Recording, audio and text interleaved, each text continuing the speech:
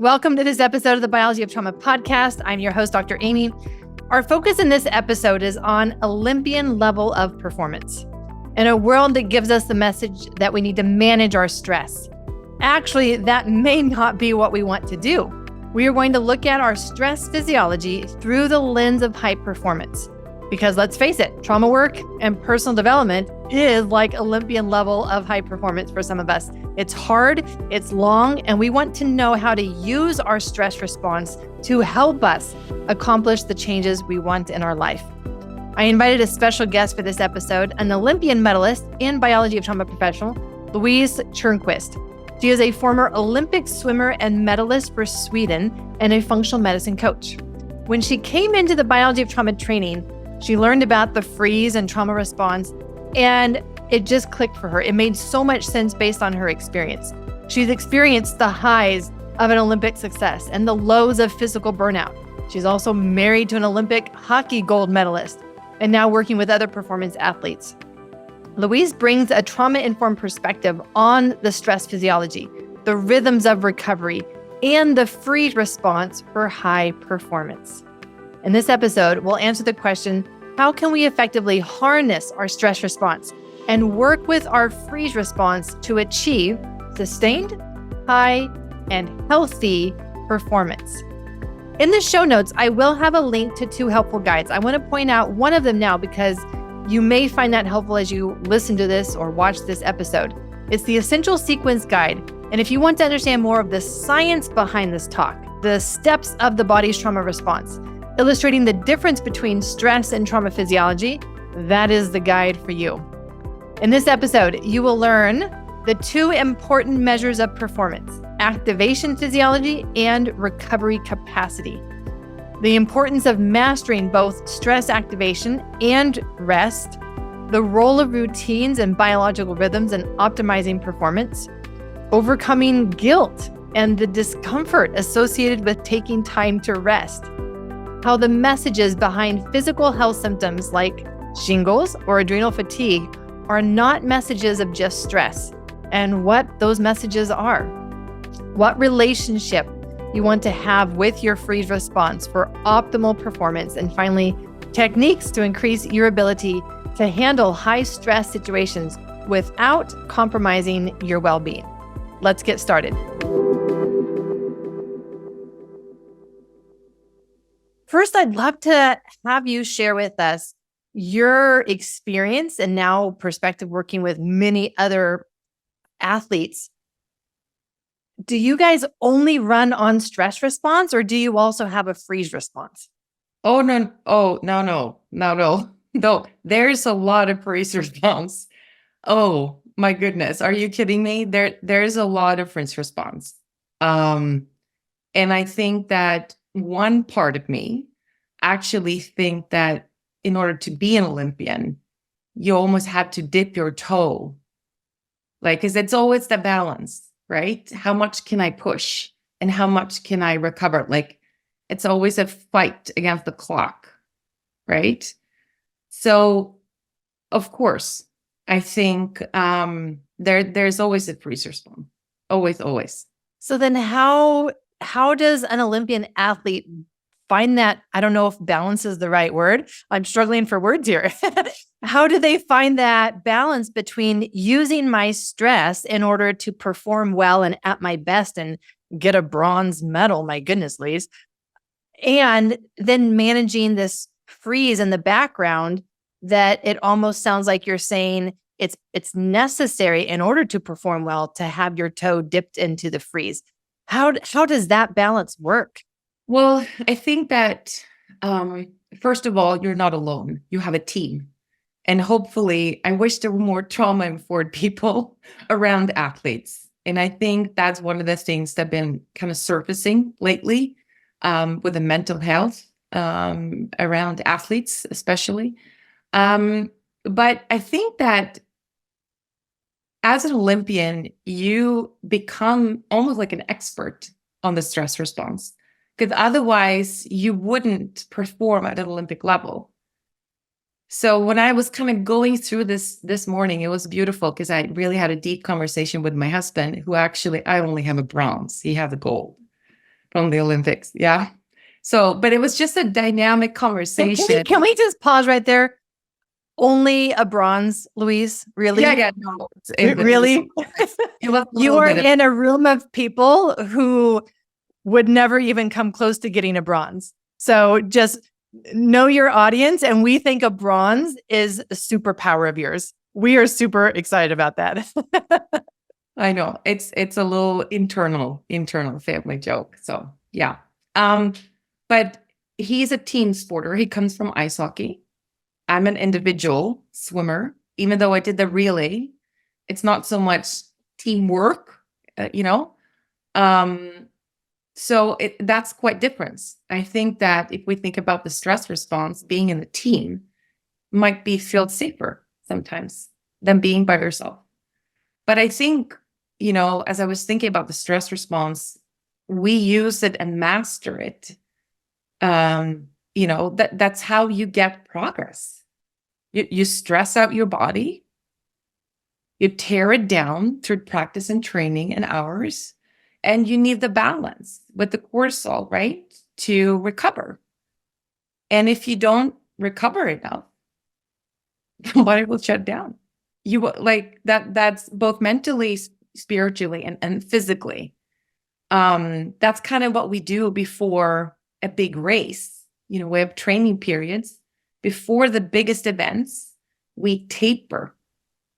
So we rest even more. Like we'll be really fast at practice and quality and rest even more. So that's also part of the stress response. So it's really playing with the stress response to increase your capacity to swim faster or throw longer or push harder. I don't know, whatever it is.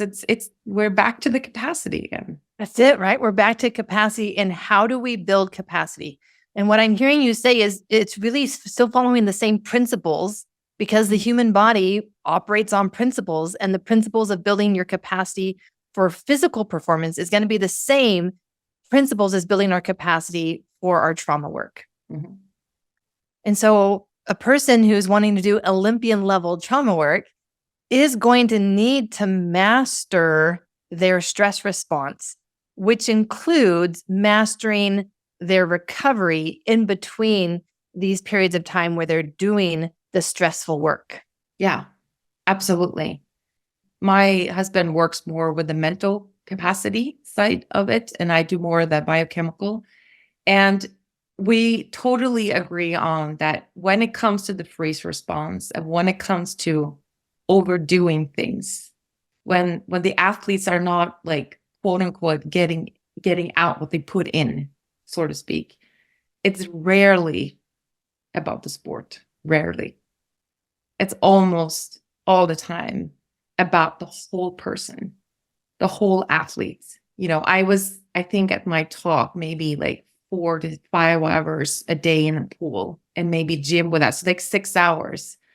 But there's still 18 hours left of the day where you are a human being or human doing, I don't know, but human being, right? So there is more to it than just the sport. I do hear a lot of people say that they've gotten stuck, and either they're stuck now or they've gotten stuck in their trauma work in the past. And it's very, very similar to coming back to this idea of it's the integration of pieces that we need to look at. It's not just going to be one thing. It's not just going to be the trauma therapy modality that they're using. It's really stepping back and seeing the big picture of what's going on with the whole being, what's going on with the whole nervous system, that we can then look to see where we're stuck. But given our culture, Louise, I think it's challenging because it's counterculture to rest. It's counterculture to recover. We always just go to the next thing. And there's almost this belief that if I do more, I'll get better faster. And yet what I'm hearing you say is that's not how you guys train. You guys train hard, have periods of time where you train hard, and then you, whether you want to say recover hard, but the recovery is just as important as the practice and the exercise itself. And so we come to this concept of like the recovery capacity. We've got the stress capacity. How high can you go? How high can you go for how long? That's our stress capacity. But then it's the recovery capacity. And this is where I think most people doing trauma work are awful. They're awful at recovery capacity for different reasons. One can be that resting, being still is so uncomfortable. It feels so uncomfortable. So tell us about recovery capacity and how that plays such an important role in one's building of capacity for their physical performance. Just to make it, I try to make it as simple as possible when I talk to my athletes and my clients. And I just say, when we train, when we physically train, what are we doing? We're tearing it down, right? So we don't really improve our performance inside the pool. It's those other 18, that's growing the capacity for going into the pool and ripping it apart in the next practice, right? In order for it to eventually, be smart about recovery. And I asked a couple of years ago, we have a strength coach for our Olympic team. He's been around for like 45 years in the Swedish Olympic. And I asked him and I said, what is the difference between the athletes that bring the medals home on the Olympics and just make the team? And he said simple enough. He said, the medal ones have an on and an off button. So important. You need to be a pro athlete when you are like at the pool with that mentality, but you need to be able to relax outside the pool, whatever that might be, whatever that might look like, right? And I think the recovery capacity, this is where I'm like, let's do some testing and see what each individual needs. And you are totally right. I am like the spokesperson. For me, when I dove into the nervous system and trauma work, I found out that resting for me equals like life and death. And it still is very, very uncomfortable. I am a completely like global high intensity activation, go lady. So I really need to schedule my, because sometimes I still can't really trust not feeling tired. I really need to schedule my recovery. I remember, Louise, when you shared on a video with me that you've been so focused on your education and learning so you could be a better practitioner. And then as you came into this work, you realized that maybe that had been your way of avoiding some of the trauma stored in your own body. Yeah. And as you've learned to work with your body and that difficulty that it has with resting because of the global high intensity activation and other patterns, I know that it's brought you to deeper understanding of really how to use the heart rate variability, how to measure some of these parameters for assessing recovery capacity. Share what you've learned with how to actually assess that and even how you found that out. I think for me and a lot of, I don't know if it's type A personality or athletes, numbers, when you don't trust yourself, numbers can be good. When you don't feel your body. Right. Don't mention that you still don't even trust yourself to notice the signs that your body is feeling tired. So when I came across HRV in different variation, everything from like the Oura ring to the first beats or whatever, I use it today on my clients and myself with a lot of curiosity.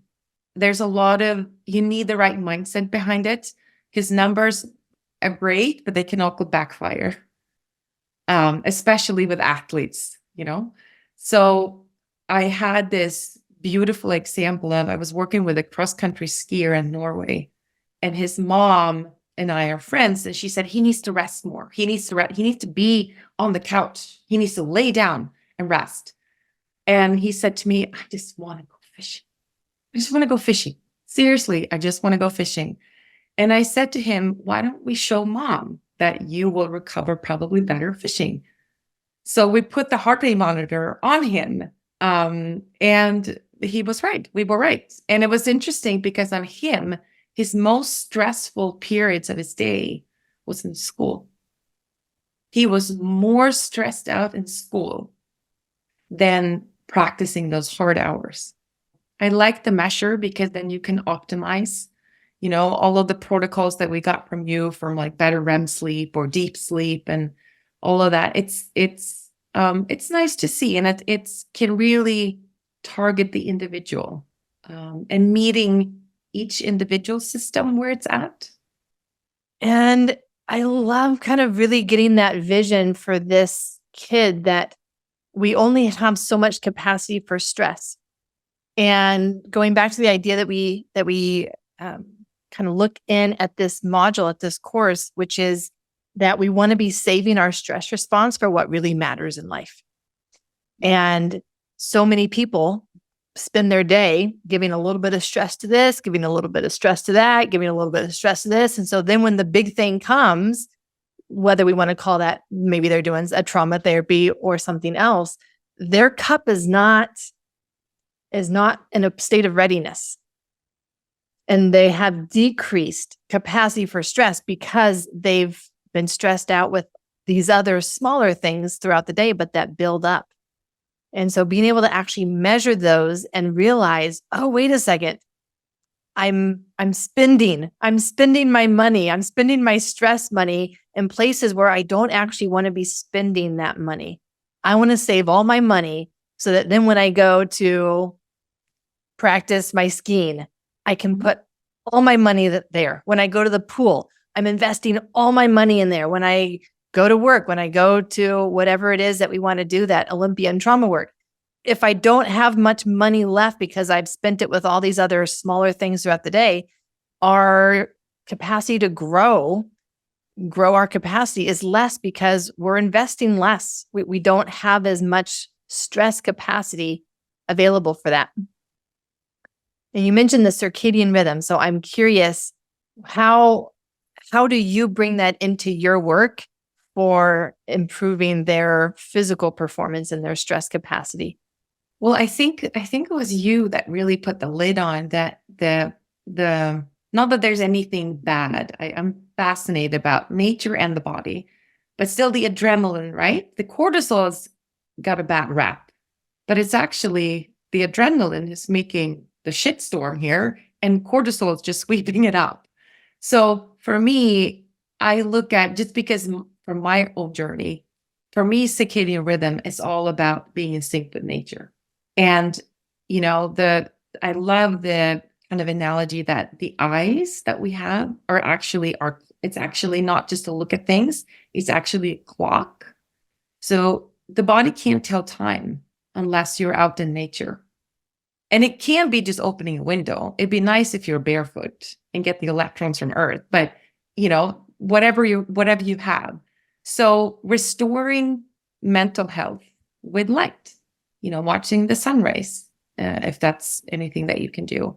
And also trying to avoid, the screens too late and messes up your melatonin. So it's all about, there's a lot of things that we can do, tiny things throughout our day that really optimizes our performance in the long run. Whether it's like you perform a little every day, each day, or you have a big Olympic competition every 4th day, whatever your goal is. But I think that the everyday habits, to me, they're more important than going on a vacation for 2 weeks.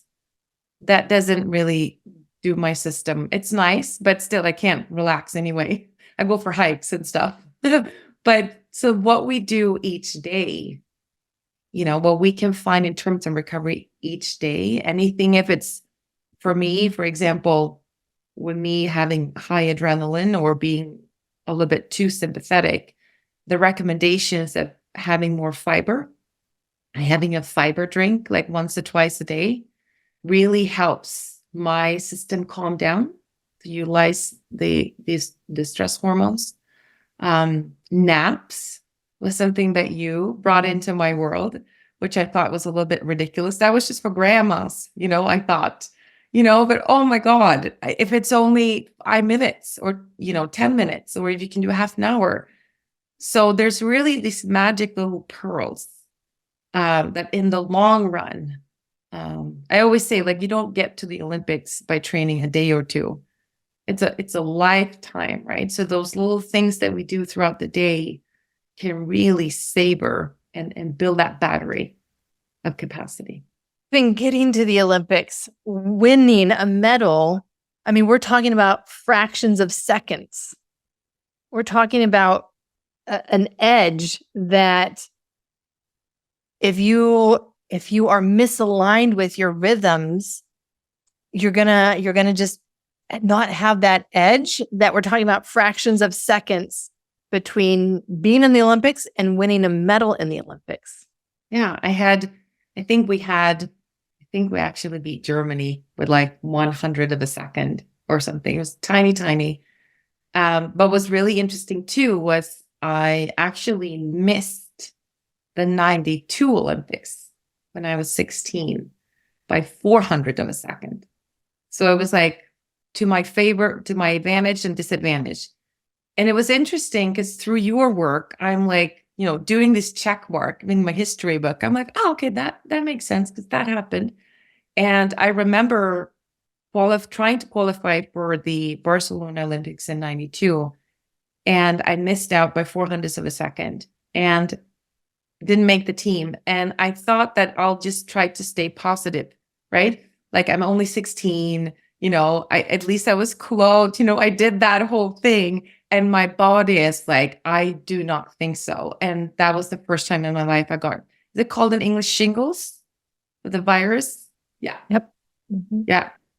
So it was interesting. I was with my head, it's like, oh, I was so close. You did great. And the body's like, whatever. You can't fool me. So disappointed.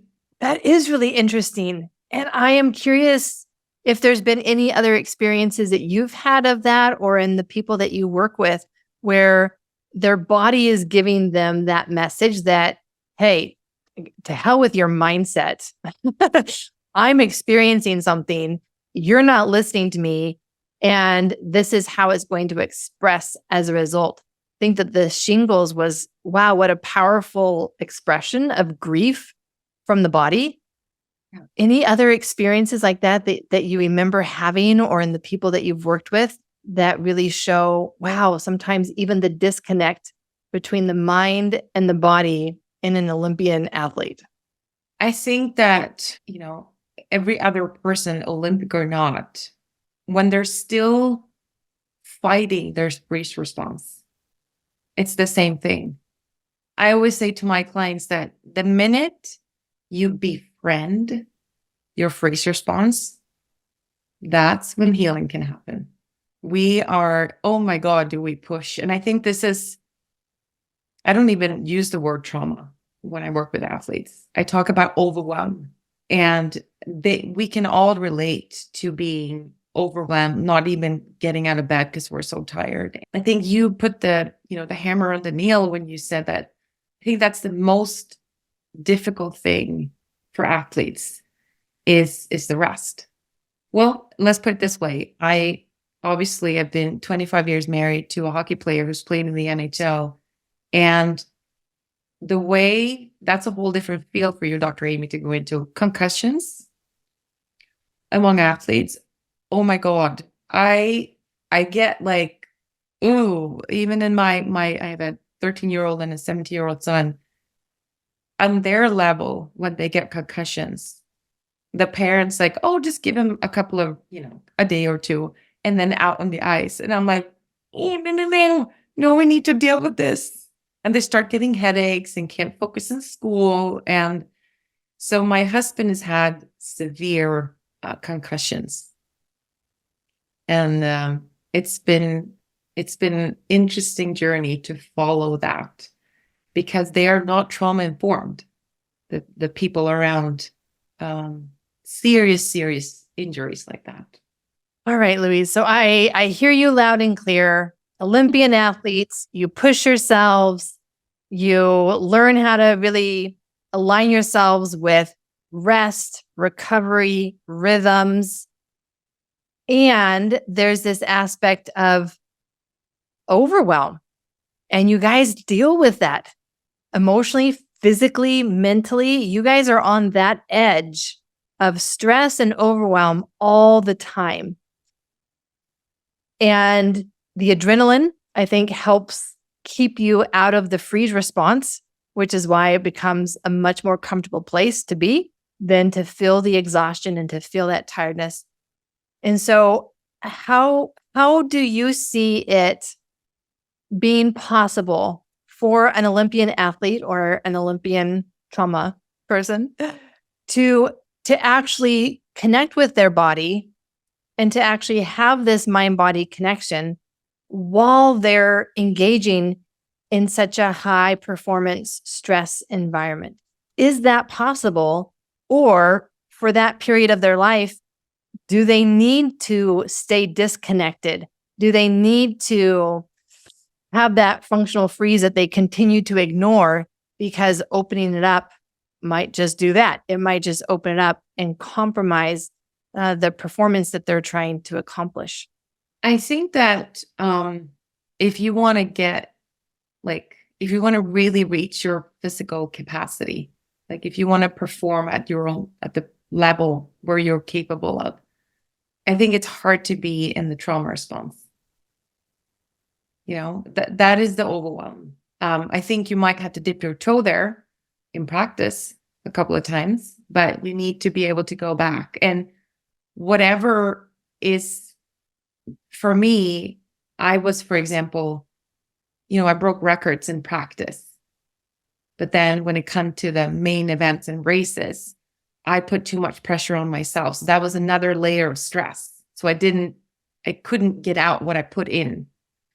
But I think that with a language to reach the athletes, that they need to be more embodied than they are. I think you need a little bit of trauma response. Yes, you do, to push yourself, but you also need to befriend and really welcome and work on safety. And I think that what I have done for myself is that in terms of the HeartMath Institute, HRV, they talk about coherence. And it's very common to work with coherence in sports because that's when all of the systems are aligned. And for me personally, when I work with coherence, and of course, I have my app, I have my gadget so I can measure, of course. But it's really interesting because when I focus on safety, which is me being out in nature on any mountain, that's safety for me, I get double the amount of coherence than if I visualize bringing home a medal. So for me, I want to really reach out and see if we can build safety. That's going to lead to the medals. So reconnection. And I think that to be really honest, most athletes are very in tuned, and especially at that level. There's something, I don't know if it's intuition or whatever it's called, but they know when to hit the ball. They do it without thinking. They know how to strike. They know when to make the turn. Like you were saying, it's milliseconds that we're talking about here. So there's a dance. There's a little bit of freeze, but really embody the intuition as well. When we understand that the best performance that we will be in, and whether that's our physical health, mental health, emotional health, comes when we learn how to complete a stress response. And completing that stress response means returning to a state of safety. And yet what most people do is that they never let that stress response actually peak and complete.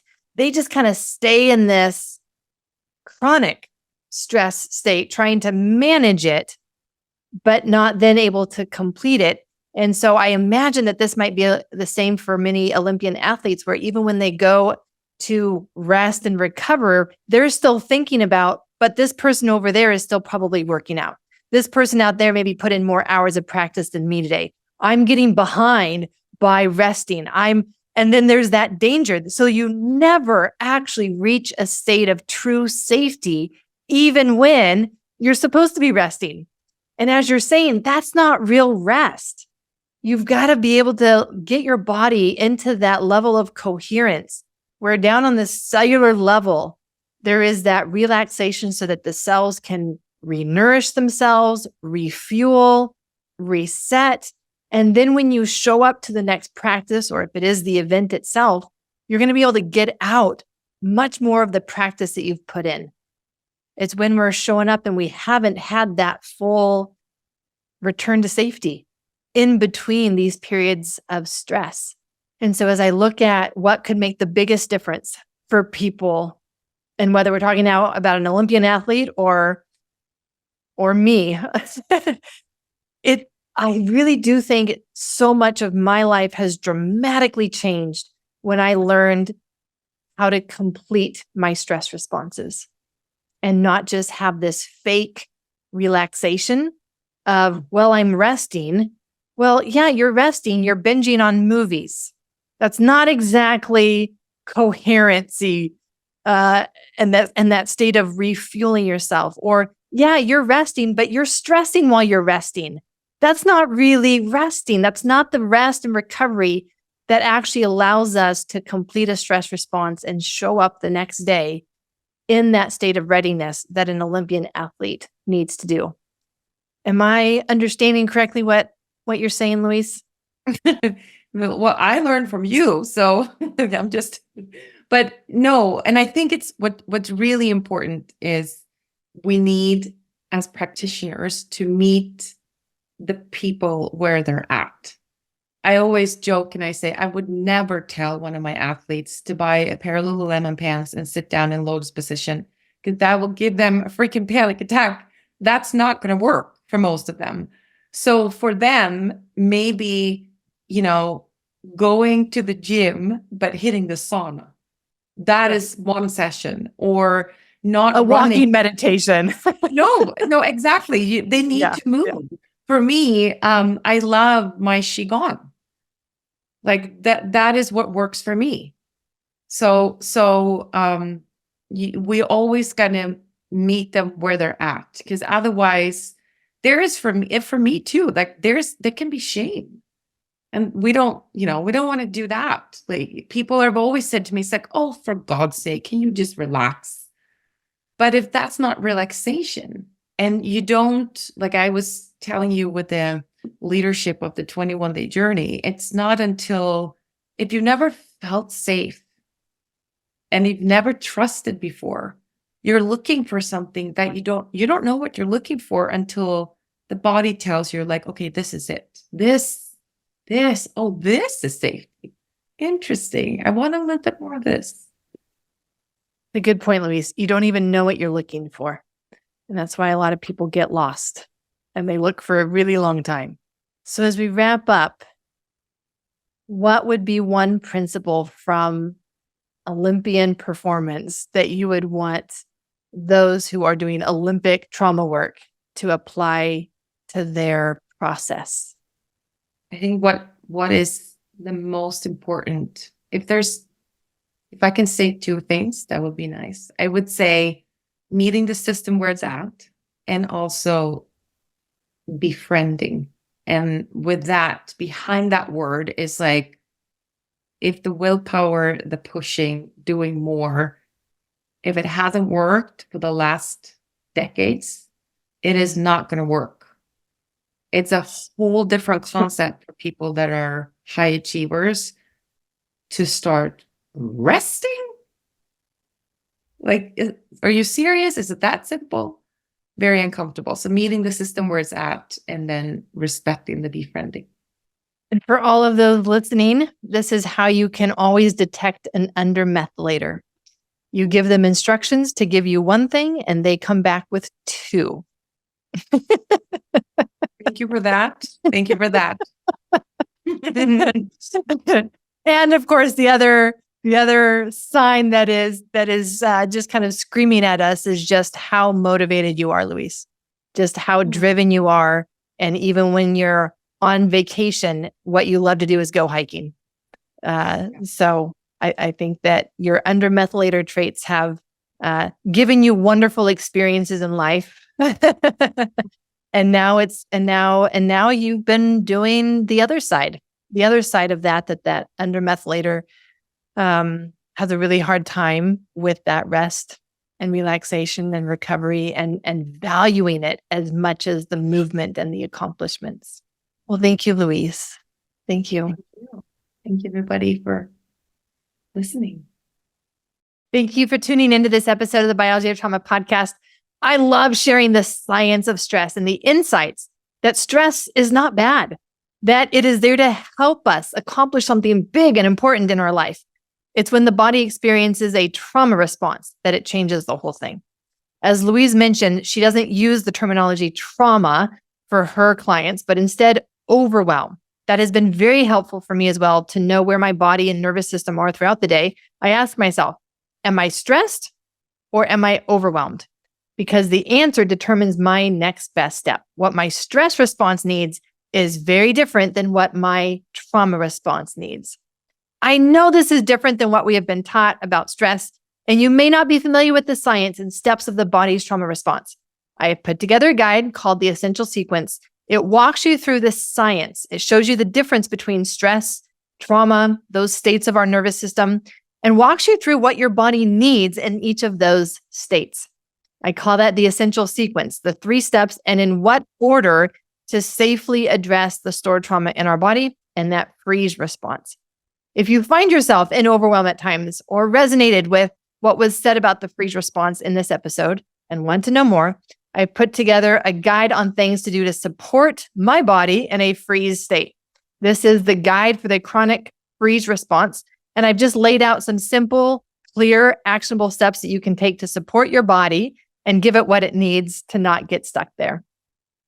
If you would like to listen to other podcasts on the freeze response, you'll want to check out episodes 3 and 4. Those are with Irene Lyon, and they are on recognizing and overcoming the freeze response. Episode 3 is part 1. Episode 4 is part 2. And you'll want to look at episode 9. This one is with Dr. Ariel Schwartz. It is the one thing that the freeze response needs for healing. If you enjoyed this episode, please take a moment to subscribe, leave a review on your favorite podcast platform, and remember, you can also now catch the video version of this episode on my YouTube channel. You can search for me, Dr. Aimie Apigian. It would mean a lot to me and my whole team here at Trauma Healing Accelerated, and let us create more content that will change your life and well-being. I'm your host, Dr. Aimie. Until next episode, lots of love.